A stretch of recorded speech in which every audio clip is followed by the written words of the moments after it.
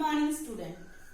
In video number 5 we have to see page number 12 some solve example. आपण 12 page नंबरचे काही solve example बघितले होते. त्याच्यावरच 12 आणि 13 पेजवर दोन ऍक्टिव्हिटी आहे.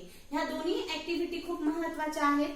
एक आहे 3 parallel lines and their transversal आणि दुसरी ऍक्टिव्हिटी अँगल बायसेक्टर.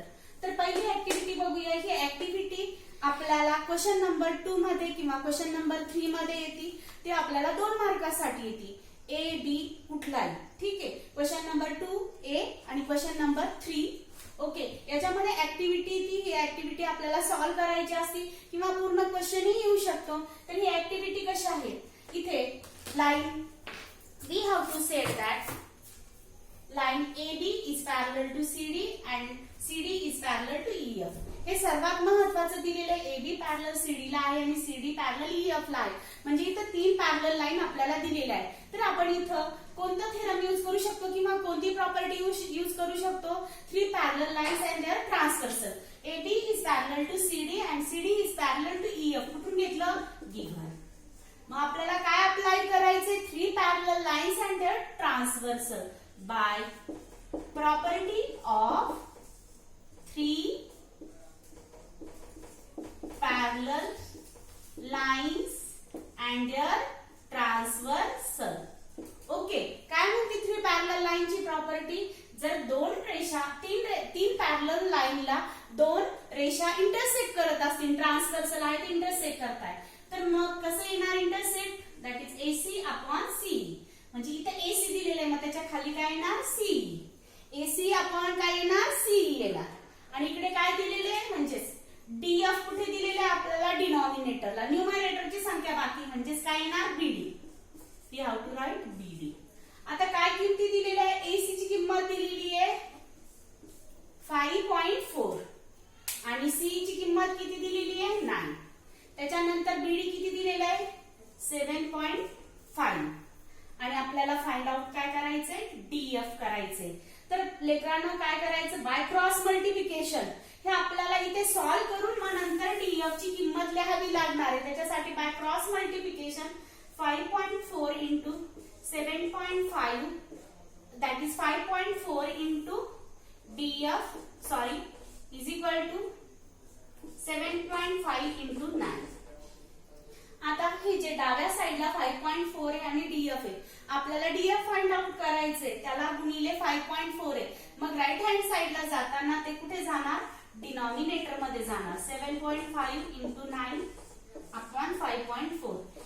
हे बघा न्यूमरेटर आणि डिनॉमिनेटर एका संख्येनंतर पॉइंट आहे म्हणून तो पॉइंट काय होईल कट होईल. मग काय येणार 9च्या पाड्यामध्ये 54 आहे. किती वर आहे 9 5 45 आणि 9 सकून 54 सकून. मग किती उरले दॅट इज 75 अपॉन 6. काय उरलं 75 अपॉन 6. तर 75 अपॉन 6 उरलेलं आहे. 6 वजा 6. 6च्या टेबल मध्ये आपल्याला डिव्हिजन जाते का 6 ने. आपण कशाने द्यायची मग डिव्हिजन.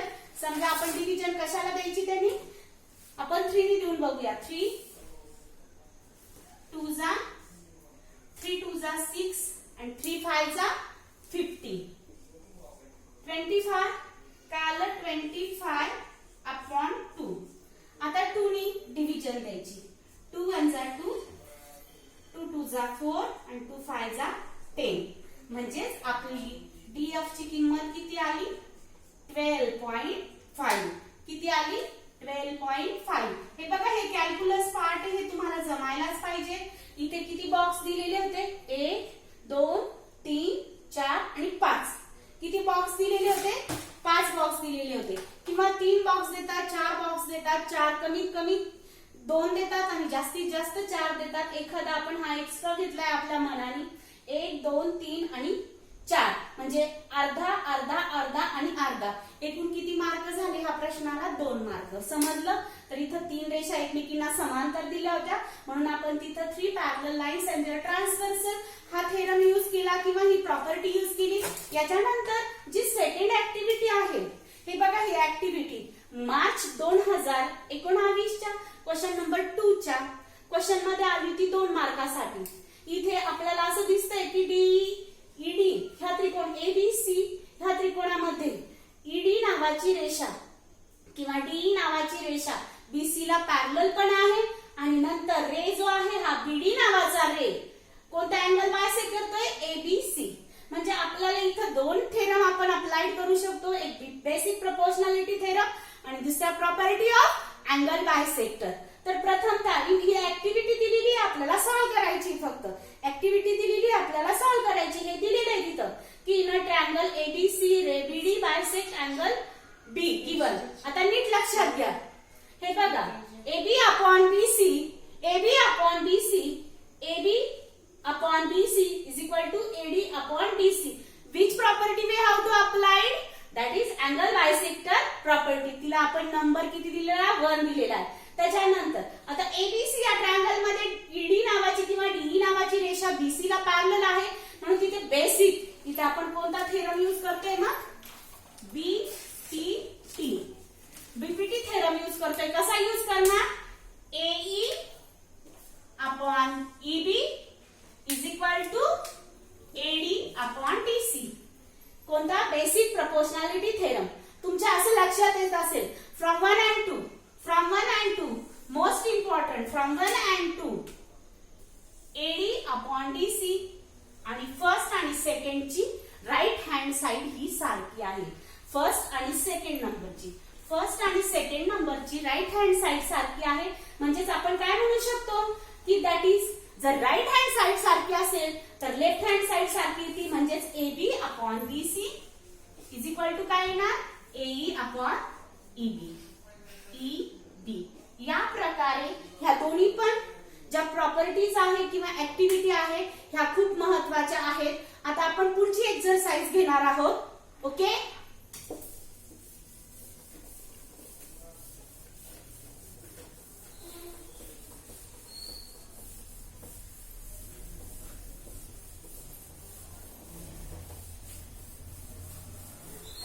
आपण या basic proportionality theorem, converse of basic proportionality theorem, angle bisector property, converse of angle bisector property आणि 3 parallel lines and their transversal याच्यावर आपण practice set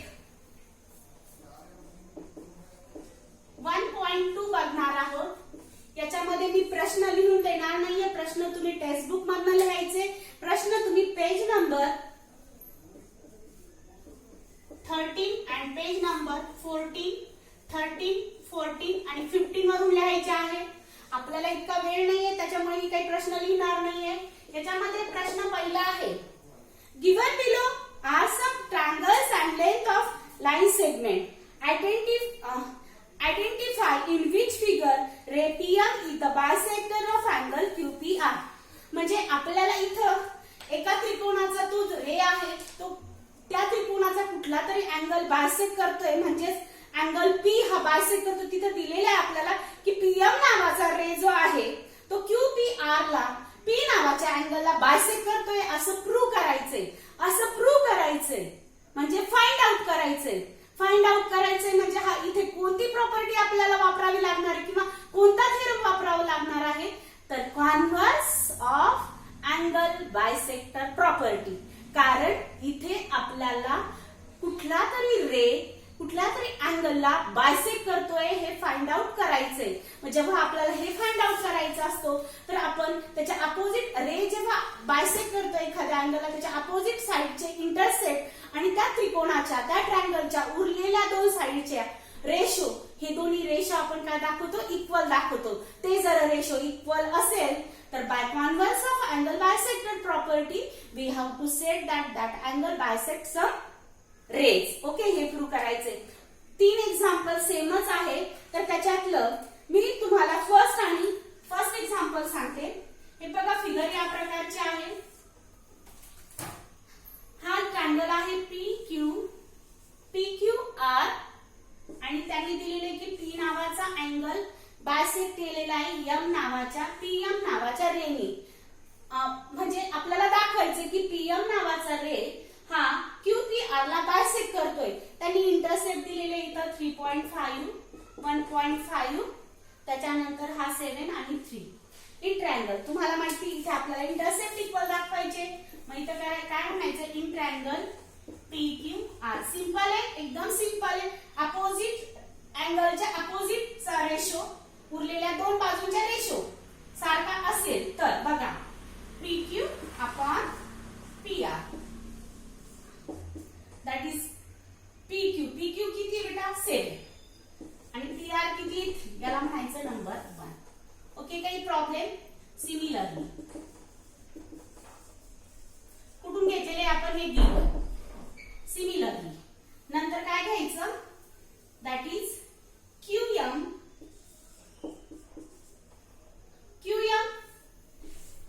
upon MR is equal to 3.5 upon 1.5. कुठून घेतला नंबर 2 गिवन. आता बघा याला number 2 द्यायचं नाही, याला सॉल्व करावं लागणार आहे. गिवन मधनं भेटलं हे पॉइंट गेट कॅन्सल. काय आलं 35 अपॉन 15. कोणत्या तरी टेबल मध्ये ह्या दोन्ही पण संख्या आहेत. कोणत्या टेबल मध्ये 5 च्या. 5 7 35 आणि 5 3 15. याला नंबर आपण 2 दिलाय. आता 1 आणि 2 बघा 1 आणि 2 ची उजवी बाजू सारखी आहे का आहे. याला सिम्प्लिफाय केल्यानंतर आलं ते तसंच ठेवलं. त्याला सिम्प्लिफाय करायची गरज नाही. Lowest term from 1 and 2 we have to set that यांच्या दोघांचे राईट हँड साइड सारखी आहे तर लेफ्ट हँड साइड सारखी येणार की नाही. PQ upon PR is equal to QM upon MR. मग मी तुम्हाला सांगितलं ते इंटरसेप्ट जर इक्वल आले रेशो इक्वल आले तर बाय कोणता प्रॉपर्टी बाय कॉन्व्हर्स. खूप इम्पॉर्टंट लाईन आहे converse of angle bisector property. काय म्हणते converse of angle bisector property काय म्हणणार that is ray PM bisect angle QPR. Same आपण त्यांचे रेशो सारखे दाखवले. 1 आणि 2 मध्ये त्यांची उजवी बाजू सारखी आली म्हणून त्यांची डावी बाजू सारखी आली. डावी बाजूमध्ये काय दाखवलं PQ upon PR is equal to QM upon MR. म्हणजे जर हे इंटरसेप्ट जर रेशो सारखे आले तर आपण काय म्हणू शकतो by converse of angle bisector property that is ray PM bisect angle QPR. याच प्रकारचे आपल्याला 2 आणि 3 हे एक्झाम्पल करायचे. 2 आणि 3 नावाचे एक्झाम्पल्स तुम्ही क्लासवर्क मध्ये पण सोडवायचे आणि होमवर्क मध्ये पण सोडवायचे. तुम्ही 2 रजिस्टर बनवले आहेत क्लासवर्क आणि होमवर्क. त्याच्यामध्ये 2 आणि 3 हे प्रश्न तुम्ही मनाने सोडवायचे. जर येत नसेल तर नंबरवर विचारा, फोन नंबरवर मी परत सॉल्व्ह करून देईन. पण प्रथमतः तुम्हाला जर हे क्वेश्चन कळाला असेल इथं आपल्याला converse of angle bisector he property वापरायची आणि उरलेले 2 गणित तुम्हाला सॉल्व्ह करायचे. ओके. त्याच्यानंतर सेकंड एक्झाम्पल.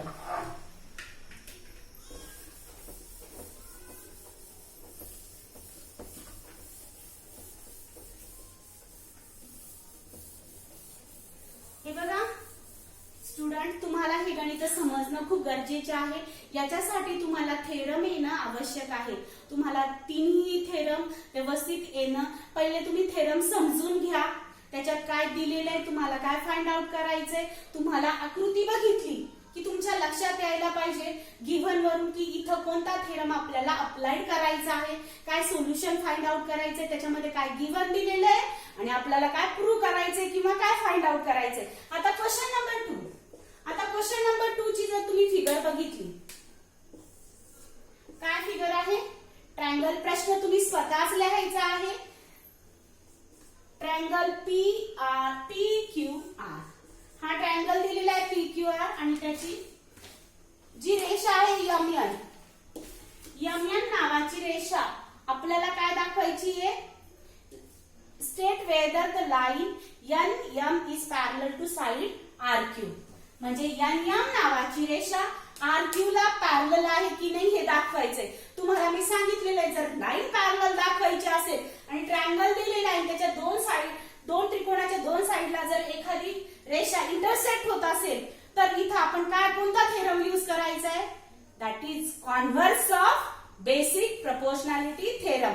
कारण आपल्याला NM नावाची रेषा RQ ला काय दाखवायची, पॅरलल दाखवायची आहे आणि त्याचे रिझल्ट लिहायचे. आता बघा आपल्याला किमती कोणकोणत्या दिलेल्या आहेत. PM इज इक्वल टू किती दिलेलं आहे, PM इज इक्वल टू 15 आणि PQ इज इक्वल टू किती दिलेलं आहे 25.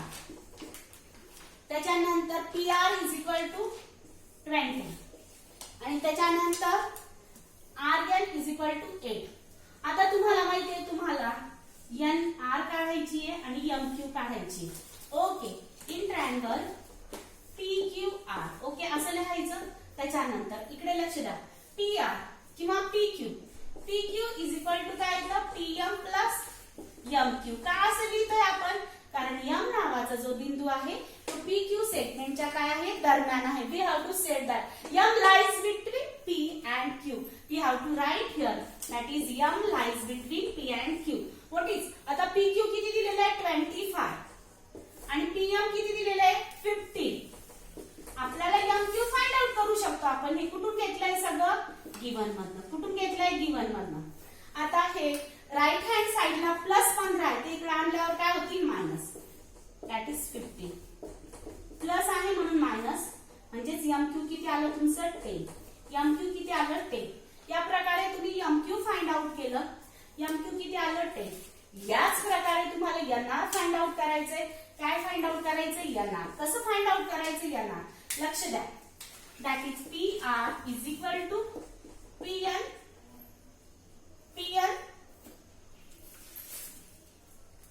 NR दिलेले तुम्हाला फाइंड आउट करायची गरज नाही. PR 20. हा, तुम्हाला PN फाइंड आउट करायचं इथं PN. Okay, PN plus NR म्हणजेच इथे that is N lies between P and R. PR किती दिलेलं आहे तुमचं 20. त्याच्यानंतर PN माहिती नाही तसंच ठेवायचं. NR किती दिलेलं आहे 8. कुठून घेतलं हे सगळं, गिवन मधनं. कुठून घेतलं, गिवन. आता हे प्लस 8 इकडे आल्यावर काय होतील मायनस, 20 मायनस 8. 20 मधनं 8 गेले, खाली किती उरले 12. PN किती आलं 12. PN किती आलं 12. हे ठीक आहे, तुम्हाला यूज करायचंय. आता बघा, converse of basic proportionality theorem मध्ये जे इंटरसेप्ट असतात त्यांचा रेशो काय असतो, दुसऱ्या साइडचे जे इंटरसेप्ट असतात त्या रेशोच्या इक्वल असतात. जर इक्वल आले तरच आपण NM is parallel to RQ म्हणू शकतो. देन आता आपण लिहिणार आहोत PM अपॉन MQ. PM किती आहे तुमचं, PM किती दिलेलं आहे 15 आणि MQ किती दिलेलं आहे 10. कोणत्या, कुठून घेतलं आपण, हे सॉल्व केलंय. ठीक आहे, गिवन अँड सॉल्व. आता बघा, PM upon MQ is equal to 15 upon 10. कोणत्या टेबल मध्ये, 5. 5 3 जा 5 2 जा नंबर 1. सिमिलरली किंवा अगेन आपण ह्या साइडचे इंटरसेप्ट दाखवले आहे PM अपॉन MQ. तसंच PN अपॉन NR. PN किती तुमचं, PN आपण फाइंड आउट केलेलं 12 आणि NR किती 8. कोणत्या टेबल मध्ये, दोन्ही पण संख्या 4 च्या. 4 दुने 8 आणि 4 त्रिक 12 म्हणजेच PN upon NR is equal to किती येणार 3 अपॉन 2. याला म्हणूया नंबर 2. आता तुमच्या लक्षात असं दिसत असेल की ही जी संख्या आहे PM upon MQ is equal to 3 upon 2 आलं आणि तसंच PN अपॉन NR हे सुद्धा किती आलं 3 अपॉन 2. म्हणजेच आपण असं म्हणू शकतो की नाही, from 1 and 2, from 1 and 2, from 1 and 2, that is PM upon MQ is equal to PN upon NR. Intercept equal आले, रेशियोज इक्वल आले त्याचे, मग इथे आपण असं लिहू शकतो कोणता theorem, by converse of basic proportionality theorem, ही लाईन खूप महत्वाची आहे. By converse of basic proportionality theorem N is parallel to RQ. That is N is parallel to RQ. Hence the proof here. Hence the proof. समजलं? परत एकदा explain करते. PRQ या triangle मध्ये आपल्याला NM ही पॅरलल RQ ला दाखवायची होती. त्याच्यासाठी PN अपॉन NR ची किंमत ही PM अपॉन NQ च्या किमती बरोबर जर आली तरच by converse of basic proportionality theorem NM is parallel to RQ. जर याची किंमत जर सारखी नसती आली 1 आणि 2 ची तर बाय आप तिथे कॉन्व्हर्स लिहायची गरज नाही.